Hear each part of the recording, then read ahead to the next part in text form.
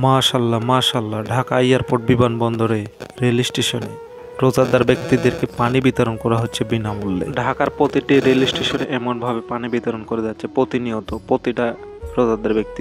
রোজাদার ব্যক্তি ট্রেনে ভ্রমণ করার সময় পানি কিনতে পান না, বা কোনো সময় ট্রেন থামেও না, বা কোথাও পানি পাওয়া যায় না। এই জন্য এই উদ্যোগ নিয়ে তারা প্রতিনিয়ত পানি বিতরণ করে যাচ্ছে। তো দেখে ভালো লাগলো, মাশাল্লাহ আমাদের বাংলাদেশ অনেক এগিয়ে যাচ্ছে।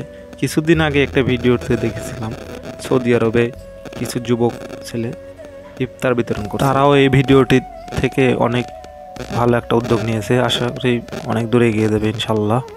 আসলে অনেক ভালো উদ্যোগ, আমরাও এরকম একটা উদ্যোগ নিতে চাই আশা করি। সো যে যেখান থেকে পারবেন রোজাদারকে ইফতার দিয়ে সহযোগিতা করবেন, বিভিন্নভাবে সহযোগিতা করবেন। দেখবেন যে রেল স্টেশনে গেলে অনেক ব্যক্তি অনাহারে পড়ে আছে, তাদের মানে কি বলবো, বলার ভাষা নেই। তাদের থেকে আমরা অনেক ভালো আছি আলহামদুলিল্লাহ। সো আমরা যারা ভালো আছি তাদেরকে বিভিন্নভাবে সহযোগিতা করব।